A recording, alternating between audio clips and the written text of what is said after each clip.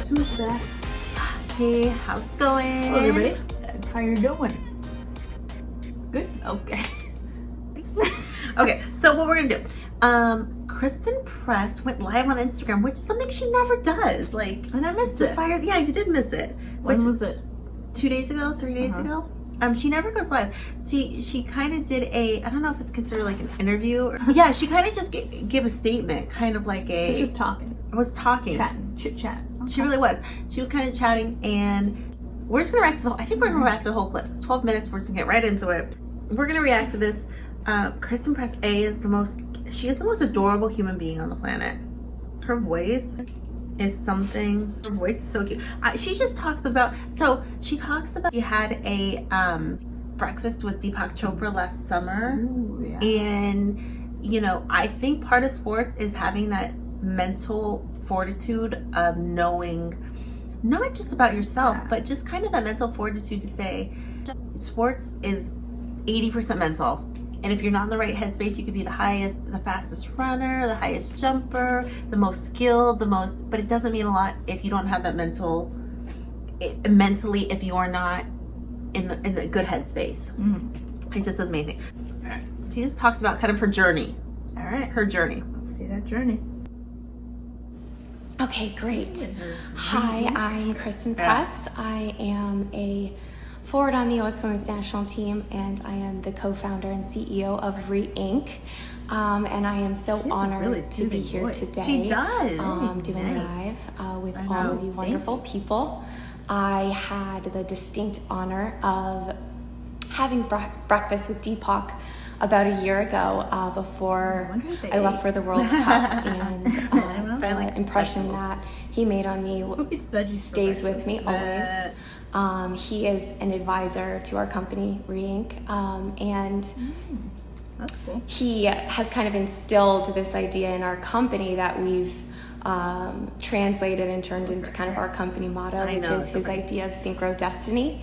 And for us to just oversimplify it, I think the lessons of Deepak have just taught us as a company to always be looking for the good, and to believing that if you look for the good, you'll find the good. So that is a little treasure that I've taken from my time with Deepak and carry with me as a leader of this brand. But today I'm here to talk to all of you guys about willpower to succeed. And I'm excited to share kind of my personal story of dreaming of being on the U.S. Women's National Team and what that looked like for me. Yeah. And the power and importance of self-love and self-care, and how that played a role in my career. So like all stories, it starts with my family, growing up in Southern California, being a soccer player, and just dreaming of the day where I could, put my country's flag around me and represent them on the highest stage. I think as a child, playing soccer is about fun and freedom and we saw ease. The video. And for me, growing up the middle of three, I have a typical American middle child syndrome where I was very, very eager to get my parents and my peers' approval and that external validation. Middle child? Yeah. So soccer went from being fun and something that I did in my spare time to being the primary source of validation in my life. And I quickly went. We can actually talk about this a little because I can. Yeah. So she talks about being a middle child. Middle children, I think, like she says, you always want to impress. You're not the baby, but you're not the oldest. So you gotta find where you fit in. You have to find, like she says, validation. And she found she used to take soccer seriously, but not. We saw the animated one where she took it. She loved about the flowers, and then it switched in her and said, okay. So I think that's important. I think that's a good backstory to say where she gets her, her want to do well at soccer. So being a middle child, I wanted to excel at soccer. And how cute is she? She has the cutest voice. I like her hair. Oh, her hair's gorgeous. Like her hair.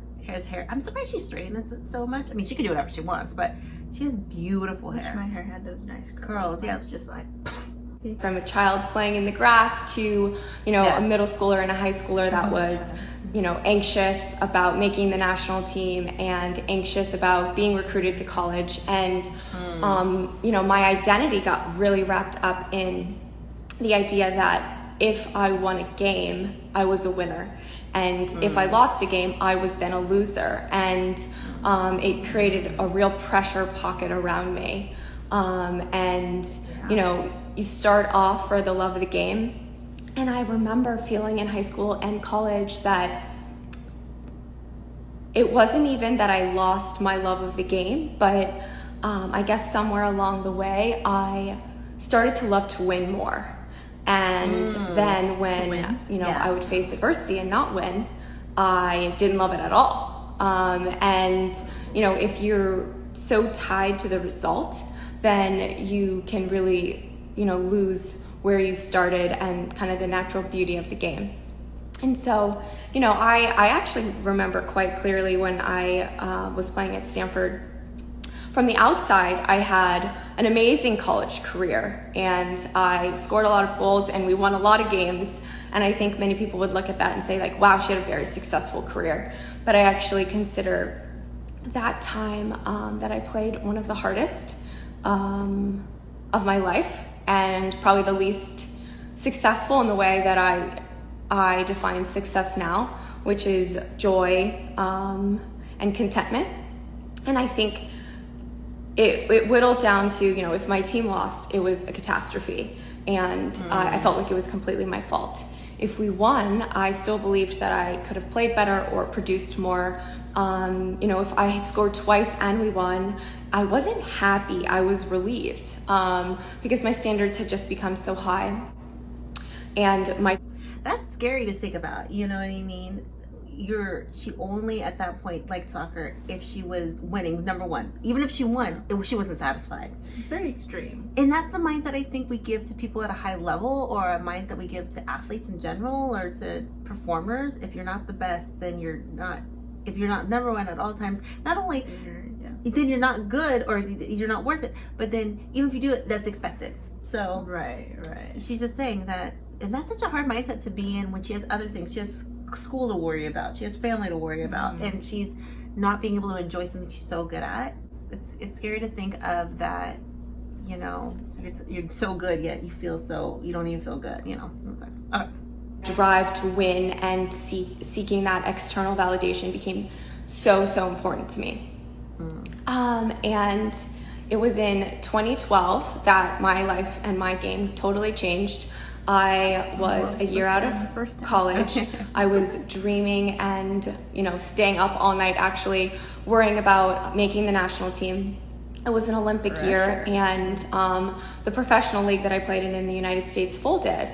And I was left unemployed, not on the national team, no longer on a professional team. And we were 6 months out from the Olympics, and so my shots of making that Olympic team seemed slim to none. And so after, probably 4 going on 10 years of stressful soccer playing, trying to make it to that level, I got the news that the league folded, and I really thought to myself, this is the end. This is the end. I'm not going to make it. And there's no way for me to possibly make it. It is now completely outside of my control. And in that moment, I let go, because I thought there was no place for me to try out, no team for me to play for. I let go of my goal of making the national team and making that Olympics. And so before I made the decision not to play soccer, I thought, maybe I can go in Europe and play and be really far from, the mental headspace that I was currently in, that had made me lose sight of why I loved the game. And so I packed my bags in a week because I was trying to get into a narrow transfer window, and I moved to Sweden. And just before I left, I took a 4-day Vedic meditation course in California that I learned the practice that I now have sustained for 8 years, I think. 8 years, yeah. And those two things happening at once really changed my life. I learned the power of just sitting in my own discomfort. I have the personality where I quickly work through problems. I always look for solutions. And I really learned that willpower can be found in stillness rather than in, the immediate solution. And sometimes in order to find what's right, you have to stop trying. And at the same time, I let go of all of my expectations for the game and making the Olympic team. And I went to Sweden and I just started to play. And I started to play with joy that I hadn't played in years. And I made friends and I learned. And I remember feeling like a full human for the first time. Like not just a soccer player, but I was sightseeing and I was meeting new people and I was learning new language. And I felt like a full, complete human. And, ironically, the story goes that I actually was seen by the U.S. Women's National Team coach when I was playing in Sweden, and I actually got called up to the national team in April of 2012, so just 3 months after I left, after having played, for 10 years in the United States, trying out for the national team. It wasn't until I really let go of that dream and moved far away until I guess I was ready. And I've played on the national team consistently since then. But what I take mostly from that story and experience is that if I don't actively, consciously, intentionally remember the why and ground myself, I can really lose sight of what I'm doing. And with that, it actually takes away from my success. So the simple expression, true control, is letting go. If you really want something, you have to let go of that desire and that attachment. And you'll see that the world is quite abundant and it will naturally flow back to you. So I let go of that dream to play for the national team and I finally made it. And, as all stories go, as soon as you make that milestone, that dream, it becomes a memory and you have the next dream. And so, maybe that was to score X amount of goals in games or to get so many caps or to be the best player in the world. And I think I've actively and intentionally tried to let go of all those external validations throughout my career. And I'm not perfect by any means. I am a work in progress. And so she talked about, she doesn't talk a lot about necessarily the course she took, the meditation course, but I think that's kind of what she's saying. She had to learn those things to let go, to let free, to enjoy soccer again. And I've heard a little bit of her story in regards to how when she went to Sweden, that's really when the coaches said, you're smiling on the field, when before they always said, you look scared, you look nervous. So just, the way she talks about is having that foundation of mentally categorizing things and mentally getting yourself healthy mentally, you know what I mean? Yeah. You can't wholeheartedly do something and put everything into it if your headspace is there, if you're not mentally there. Your headspace so, I mean, is off. That's what I think is good about like meditation and stuff, and just like centering yourself. Yes. Grounding. She talks a lot about grounding yourself. I know she likes to walk without shoes on and on the earth. Just feeling the ground underneath you. And I mean, I took a whole course on like, I forget what it's called. It was like meditation. We read like books on just meditation and just being quiet and still, and it's just it's good. And I guess also it doesn't work for everyone, but those principles you can take them and have them work for you. It's a certain, being in the moment. Don't have patience for it. Yeah, a lot of people don't. Being in the moment for something, being present, understanding what your own body needs and what your head needs, because everyone has a different set of things that you need, and you can take that from principles of meditation and just finding out what you need. So it's very interesting. There's a little bit left. Let's see what else she has to say. Okay. All right. Each day that I'm able to spend time with my eyes closed, spend time in meditation and spend time on self-care and self-love, I think it's the greatest tool that I have in sport. And it's sustained me through over 100 caps, over 50 goals with the national team, countless club games, hard decisions, fighting for equality off the field, starting my business. So much of my life has been a result of the discipline, and that's really what willpower means to me. It actually means discipline to let go of what you are in any moment for what you could be, and that means that you might sometimes even have to let go of your goals and let them kind of come back to you with ease. Or that means when you see a problem and 5 solutions pop in your mind, understanding that maybe actually none of those solutions are right, and you have to kind of get rid of that sense, that time and urgency and pressure that you have to do things in a certain way. And when you give yourself the space to really think and to be conscious and to be present, you have so much more inside of you. You have infinite capacity to problem solve. And it comes back to then the idea of synchrodestiny, that you stop seeing problems, you start seeing positive results, you start seeing these brilliant coincidences, you start seeing that the things that you once had as a goal now just become part of your life, and they don't have meaning because the world says, oh, you're the best player in the world, or the world says, wow, you've scored this many goals. But the true meaning is in the lesson of how to get there, and what it means to you. And that has just been so valuable to me in my life and my journey. So I wanted to share that all with you today. So thank you for listening to me.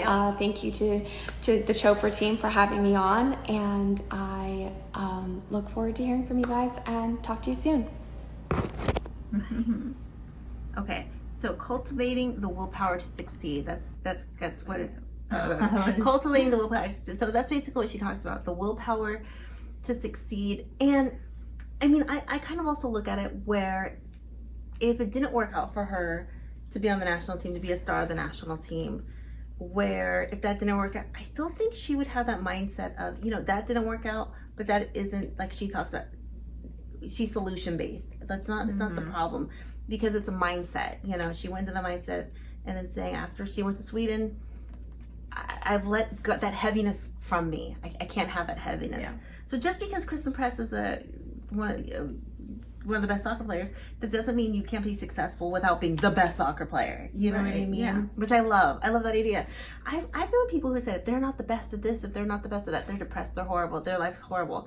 And I kind of look at them and I kind of say, and I go to say, but why does that have to be the factor whether or not you're going to be happy or not? Look at what you have as opposed to what you don't have. Yeah. Look at what you've accomplished as opposed to what you haven't accomplished.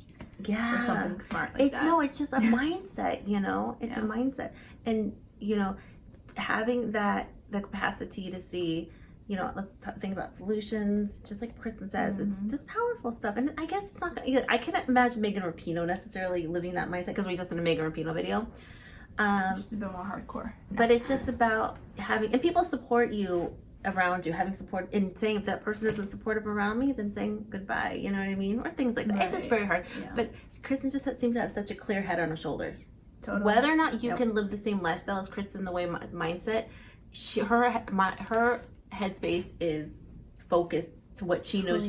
Yes, she knows what she needs. She knows what she doesn't need.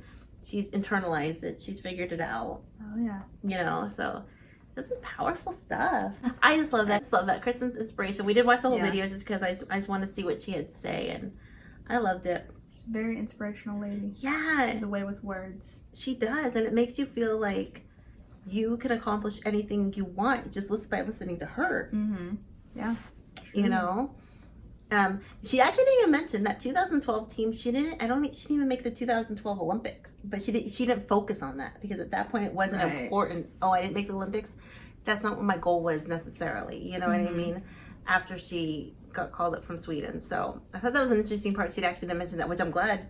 That wasn't the takeaway from her. Well, I didn't make it, but I'm still amazing. So I just love it. I love it. She's an independent thinker, and it's hard sometimes to be an independent thinker. Oh yeah. People want to say that you're wrong or you're silly, but okay. Questions, comments down below. Did you enjoy what she had to say? I love her. She's my actually favorite player in the team. Yeah. I think I've talked about it, but she's my favorite player. Questions, comments down below. We'll see you guys later. Bye.